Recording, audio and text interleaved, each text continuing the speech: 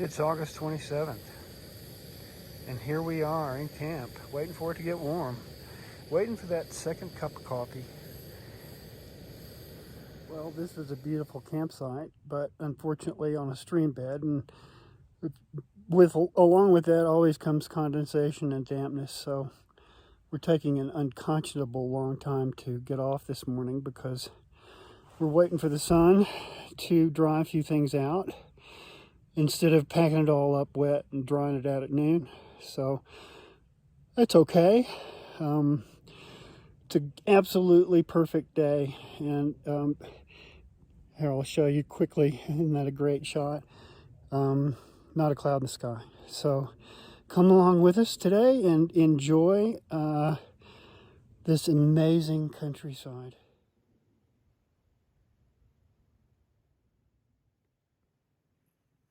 Well, we've got a long carry of water coming up. We're going to go 3.4 to a pond, and then it's 12 miles probably to the next water. So we'll have to carry a bunch for a while today.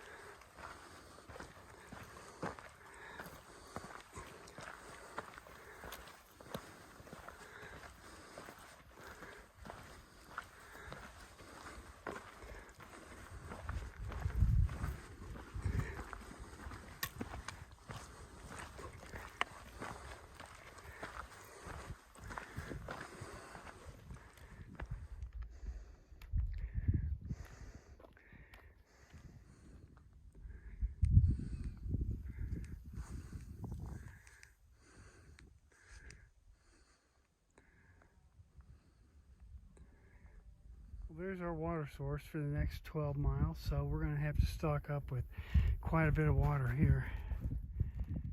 Unfortunately, this is our water source. Karen may be able to get a trickle over here.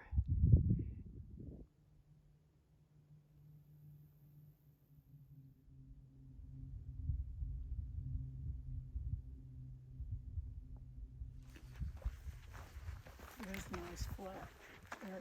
Yeah, that'd be good.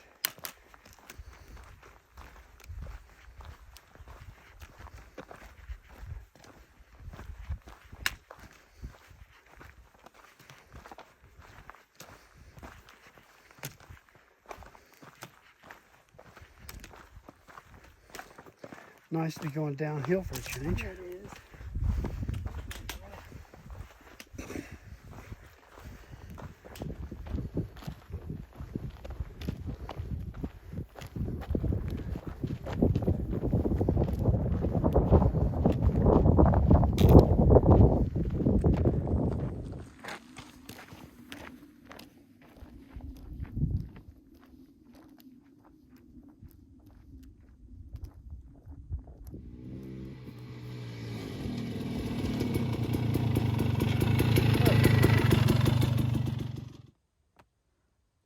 Well, my friend Mark Harlick has asked me to talk a little bit about why I like to through hike, and I thought I'd start. Karen's going to add some things later, but we just love to be outside together doing challenging things. There's a psychological idea called flow, where the activity is challenging, it completely captures your attention, takes all your skills, but it's not completely overwhelming. And you have to concentrate, or in the case of through hiking, you might walk off trail, or you could fall or have an accident, or any number of things. You could walk out in front of a car. But certainly the odds of being injured or in serious trouble through hiking, if you're experienced and know what you're doing, is far less than what we used to do, like rock climbing and single track mountain biking and canyoneering and skiing. Those were even more immersive experiences, but those are mostly behind us now because we can so easily get injured. So, or at least think we can, and actually can, and it takes us a lot longer to recover. So, with mountain biking, for example, we usually tried to ride pretty challenging trails, so we were falling all the time. And really, at 70 or 71, falling all the time isn't the best of options. I lost my lead head climbing, and we don't have that many opportunities to ski. So through hiking is what we really enjoy now. It has all the qualities of a flow experience, and we've been having a really good time, even though we've been living in the dirt for the last 4 months, or is it 5 months? So, long time. Still enjoying it. Okay, Mark. I can't really respond to the why we do this kind of thing because it seems like it's an idea that comes up and you just act on it and you do it. But I can tell you what I've come to love about it after being here for doing this for days, weeks, months, is the kind of rhythm you get into walking that seems to be almost meditative, where although you have to be totally alert to your surroundings and ready for things that, any encounter or any situation that might come up, you kind of get to look at what's under your feet and smell what's around you and feel and hear everything, and it becomes total immersion into that time frame. I love that rhythm, and what's astounding is that all of a sudden you look at a device and the day's gone by and you've just been in it for, totally you've been in it. I love going to sleep with that kind of really nice feeling of exhaustion that really feels peaceful. And that's my take on a day. Everything becomes an event. Even gathering water, which is essential, becomes something that you study. You reach down to dip the water, and while you're dipping, you see everything that's in the water, and how it's shaped and how it flows, and that's kind of cool. Run across a number of trees that are putting out amazing amounts of sap to protect themselves.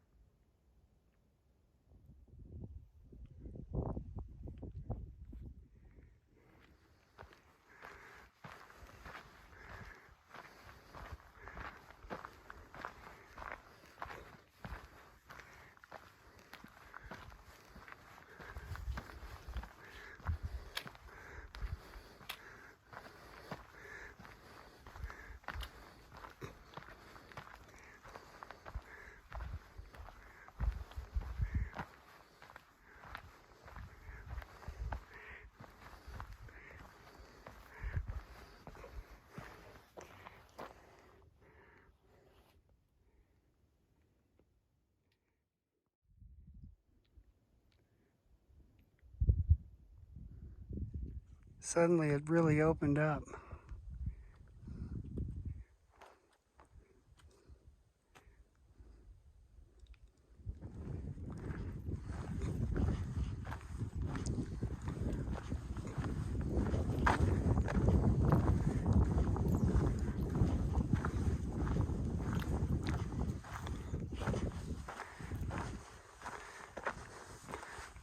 Well, we're here in our campsite after 14.25 miles of hiking, up and down and up and down. Oh my gosh, all above 11.2 to 11.7 all day.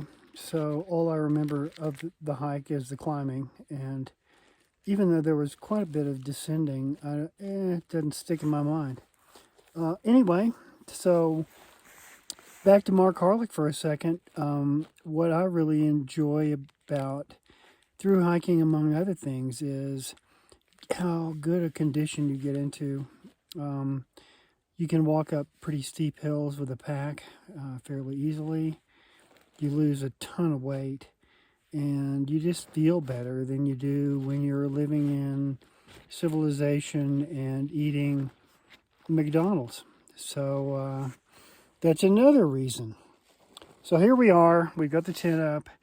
We still don't have water. I've got to go get water somewhere behind us. The 7-Eleven. Pardon? Go to the 7-Eleven. I wish I could go to the 7-Eleven. Why do you say that? You said I have to go get water somewhere. I have to go get water somewhere at the 7-Eleven. I think it's going to be a creek that we passed earlier. Somebody had camped really early, but they were inside, and Lord knows what they were doing. Maybe they weren't even there. Maybe they weren't even there. Where would they have been? They were... Oz? They would have been in Oz.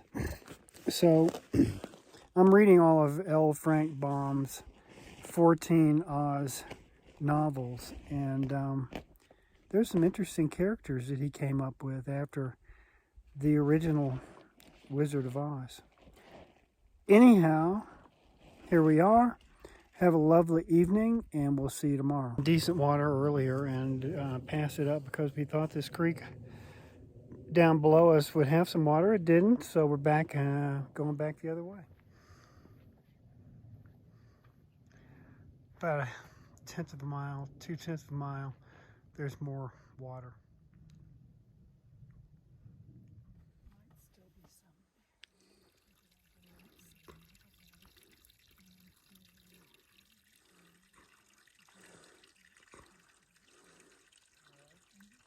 So we got some water and started talking to a man named Steve, a 67-year-old man who was camped up near where we got water and screwed around. It's got dark. So Karen, oh my God, I'm gonna fall down and kill myself. So here we are in the dark going back to our camp.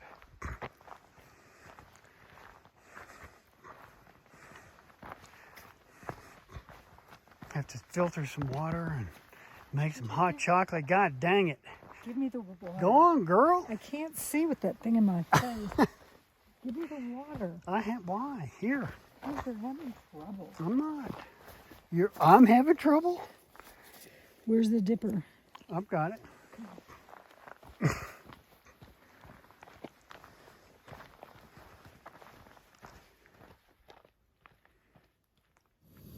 Well, we're making some hot chocolate, so